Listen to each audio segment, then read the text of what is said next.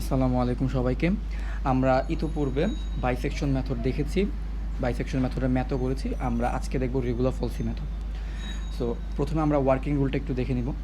So regular Falsi মেথডও আমরা শুরুতেই দেখেছিলাম যে এটা একটা ব্র্যাকেটিং মেথড, অর্থাৎ যে কোনো একটা ইন্টারভালের মাঝখানে তার রুটটা থাকবে। সো ওইভাবে আমাদের একটা ইন্টারভাল চুজ করতে হবে। সো এই জন্য এফএক্স ইজ ইকুয়াল টু 0 ফাংশনের জন্য আমরা যেটা করতেছি যে আমরা এমন একটা এ আর এমন একটা বি খুঁজে নিচ্ছি যেই এ এর জন্য ফাংশনের ভ্যালুটা নেগেটিভ আসবে এবং যেই বি এর জন্য ফাংশনের ভ্যালুটা পজিটিভ আসবে। সো এটা আমাদের ওয়ার্কিং রুলের ফার্স্ট স্টেপ।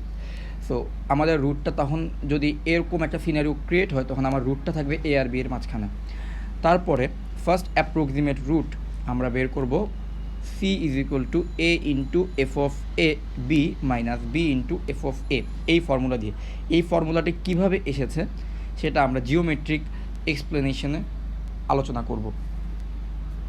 সো এরপর আমরা এফ অফ সি বের করব। এফ অফ সি এর সাইনটা দেখব। এফ অফ সি যদি 0 থেকে ছোট হয় তখন আমরা এ কে সি দ্বারা রিপ্লেস করব, আর এফ অফ সি যদি 0 থেকে বড় হয় তখন আমরা বি কে সি দ্বারা রিপ্লেস করব। সো আমাদের সেকেন্ড অ্যাপ্রক্সিমেট রুট হবে A into F of B minus B into F of A divided by F B minus F A. So এই ফর্মুলাটাই ইটারেটেড ওয়েতে বারবার আসবে। সো এটা আমরা রিপিট করব কতক্ষণ, যতক্ষণ আমাদের রিকোয়ার্ড রুট না আসবে। এখন আমরা জিওমেট্রিটা একটু দেখে নিই, রেগুলার ফলসি মেথডের পিছনে জিওমেট্রিটা কেমন। সো আমরা মনে দেখতে পাচ্ছি এখানে স্ক্রিনে যে এ একটা পয়েন্ট আর বি আর একটা পয়েন্ট আমরা এখানে চুজ করেছি। সো এর জন্য আমার ফাংশনের মধ্যে এর ভুজার কোটি হচ্ছে A comma F of A, আর বি এর জন্য ফাংশনের মধ্যে ভুজার কোটি হচ্ছে B comma F of B. সুতরাং আমি দুইটা পয়েন্ট কিন্তু পেয়ে গিয়েছি। এখন আমরা জানি যে দুইটা পয়েন্ট থাকলে ওই দুইটা পয়েন্টকে কানেক্ট করে একটা স্ট্রেট লাইন ড্র করা যায়। সো আমাদের কাজ থাকবে এই দুইটা পয়েন্টকে কানেক্ট করে একটা স্ট্রেট লাইন বানানো। সুতরাং আমরা সেই কাজটাই করি। সো আমরা আমাদের স্ট্রেট লাইনটা পেয়ে গিয়েছি। সো এই দুইটা পয়েন্ট থেকে আমরা চাইলে একটা স্ট্রেট লাইন ইকুয়েশন ফর্ম করতে পারবো। সেটা কিভাবে? সেটা হচ্ছে ওয়াই মাইনাস ওয়াই ওয়ান, আর এখানে আমাদের ওয়াই ওয়ান বলতে f of A divided by y one minus y two f of a minus f of b is equal to x minus x one মানে হচ্ছে a divided by x one minus x two মানে হচ্ছে এ minus B. So এই হচ্ছে আমাদের straight লাইনের equation. এখন এই স্ট্রেট লাইনে অসংখ্য পয়েন্ট আছে, বাট আমি একটা পয়েন্টের ব্যাপারে ইন্টারেস্টেড। সেই পয়েন্টটা হচ্ছে যে এখানে এই স্ট্রেট লাইনটি এক্স অক্ষকে ছেদ করেছে। তো এই পয়েন্টটি যদি আমি পেতে চাই তাহলে আমাকে এই স্ট্রেট লাইনের ইকুয়েশনের মধ্যে কী বসাতে হবে? এই স্ট্রেট লাইনের ইকুয়েশনের মধ্যে আমরা ওয়াই এর জায়গায় 0 বসিয়ে দিব, কারণ এক্স অ্যাক্সিসের মধ্যে ওয়াই এর ভ্যালু 0 হয়। So if we put y is equal to 0, তখন সেখান থেকে আমরা বেসিক্যালি যে জিনিসটা পাবো সেটা হচ্ছে x is equal to a into f of b minus b into f of a divided by fb minus f of a. So আমি বিশ্বাস করি y জায়গায় 0 বসালে কীভাবে এই জিনিসটা আসবে সেটা আমরা সবাই নিজ দায়িত্বে বের করে নিতে পারবো। জাস্ট 2 লাইন করতে হবে, 2 লাইন করলে চলে আসবে। সো আমরা জিওমেট্রিটা আবার একটু দেখি। সো আসলে এই পয়েন্টটা পেয়ে আমার লাভটা কী হলো?